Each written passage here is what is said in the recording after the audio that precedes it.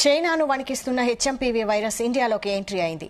బెంగళూరులో మొట్టమొదటి కేసు నమోదైంది. బెంగళూరులోని బాప్టిస్ట్ హాస్పిటల్లో 8 నెలల చిన్నారికి హెచ్ఎంపీవీ వైరస్ ఉన్నట్టు వైద్యులు గుర్తించారు. అయితే కర్ణాటక ప్రభుత్వ ఆరోగ్య శాఖ మాత్రం దీనిని ఇంకా ధృవీకరించలేదు. తమకు ఇంకా ఎలాంటి శాంపిల్స్ అందలేదని స్పష్టం చేసింది. అయితే శాంపిల్స్ ను పూణే పంపిస్తున్నట్లు వైద్యులు తెలిపారు. మరోవైపు చిన్నారి చైనాలో పర్యటించలేదని స్పష్టం చేశారు.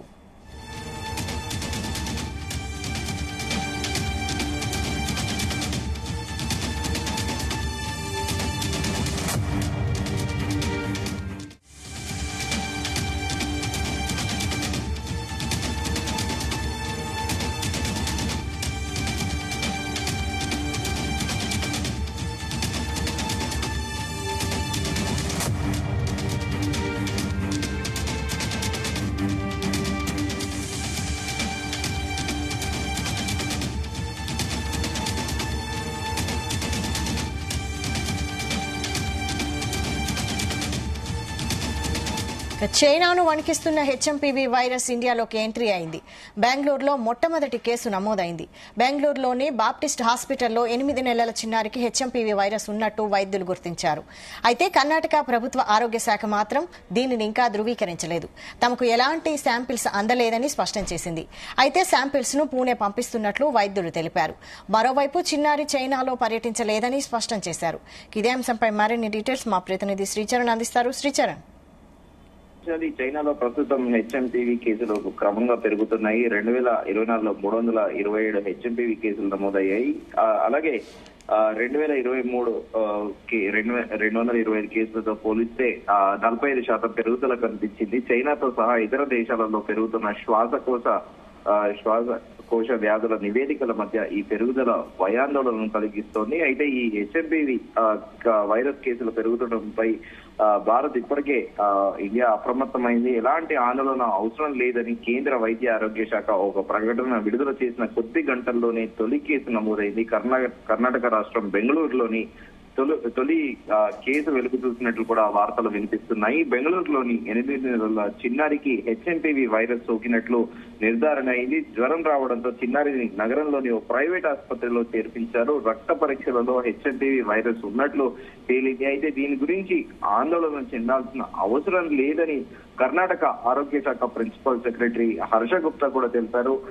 ఆయనే హెచ్ఎంపీవీ వైరస్ గురించి ప్రస్తావిస్తూ భారతదేశంలో ఉందని, అయితే ఇది మ్యుటేషన్ అవునా కాదా అనేది ఇప్పటికీ అస్పష్టంగానే ఉంది. చైనాలో వ్యాపించే వైరస్ ఎలా ఉంటుందో మనకు తెలియదు కాబట్టి ఇక్కడ కనిపించేది సాధారణ హెచ్ఎంపీవీ వైరస్ లేదా చైనీస్ జాతి అనే గందరగోళం ఉంది. సాధారణ హెచ్ఎంపీవీ వైరస్ భారతదేశంలో కూడా 0.78% కనిపిస్తుంది. ప్రస్తుతం ఈ పాప ఫ్యామిలీకి ఎటువంటి ట్రావెల్ హిస్టరీ లేదు.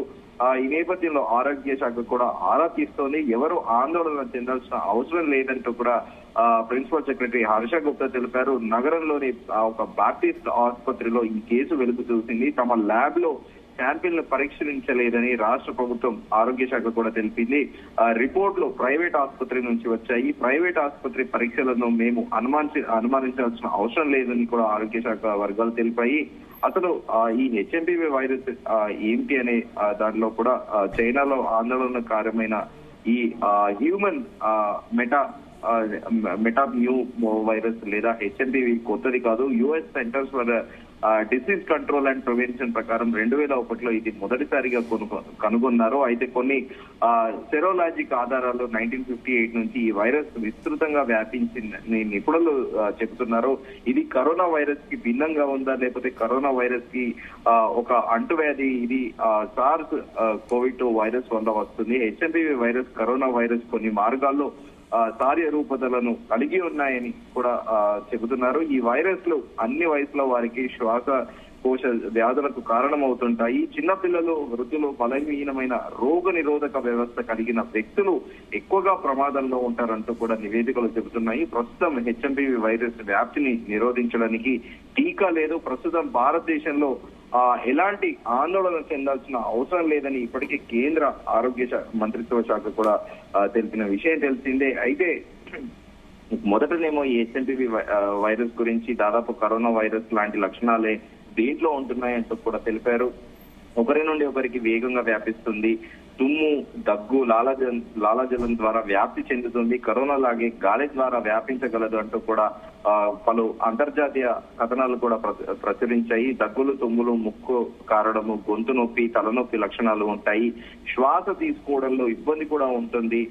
న్యూమోనియా శ్వాసకోశ ఇన్ఫెక్షన్ కూడా కారణమవుతుంది అంటూ కూడా పలు అంతర్జాతీయ మీడియా కథనాలు కూడా ప్రకటించాయి. అయితే బెంగళూరులో ప్రస్తుతం ఒక బాప్టిస్ట్ హాస్పిటల్లో 8 నెలల చిన్నారి పైన కూడా అధికారికంగా ఎలాంటి ప్రకటన రాలేదు. కానీ మధ్యాహ్నం 12:30 మాత్రము కర్ణాటక వైద్య ఆరోగ్య శాఖ మంత్రి దినేష్ గుండు వైద్య ఆరోగ్య శాఖ అధికారులతో కూడా అత్యవసర సమావేశం కూడా నిర్వహించనున్నారు.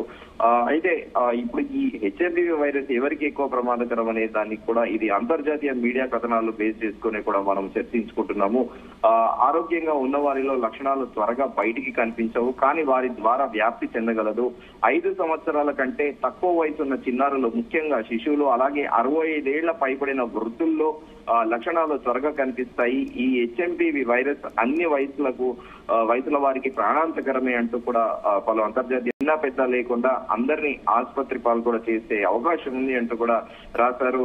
ఈ వైరస్ దీర్ఘకాలిక వ్యాధులు, టీబీ, శ్వాసకోశ వ్యాధులు, క్యాన్సర్, హెచ్ఐవి వంటి వ్యాధులతో బాధపడే వారికి మరింత ప్రమాదకరమైందని కూడా వైద్యులు చెబుతున్నారు. దీనికి చికిత్స ఎలా అంటే జలుబు, దగ్గు, శ్వాస తీసుకోవడంలో ఇబ్బంది, తలనొప్పి లాంటి లక్షణాలు సాధారణంగా చలికాలంలో ఎక్కువగా కనిపిస్తాయి. ఈ వైరస్ సోకినా కూడా సాధారణంగా వచ్చే జలుబు అనేది అనుకోని చాలా మంది చికిత్స తీసుకోరు. అలాంటి వారి వల్ల వైరస్ వ్యాప్తి చెందుతుంది అంటూ కూడా మీడియా కథనాలు ప్రచురించాయి. కరోనా లాగే దీనికి ప్రత్యేక చికిత్సలు అంటూ లేవు. జలుబు లక్షణాలు కనిపిస్తే వాటికి సంబంధించిన మందులు వాడుతున్నారు. లక్షణాలకు మాత్రమే చికిత్స చేస్తున్నారు ప్రస్తుతం చైనాలో వైద్యులు అంటూ కూడా ఒక అంతర్జాతీయ మీడియా కథనం అయితే రాసిన పరిస్థితి అయితే నెలకొని ఉంది.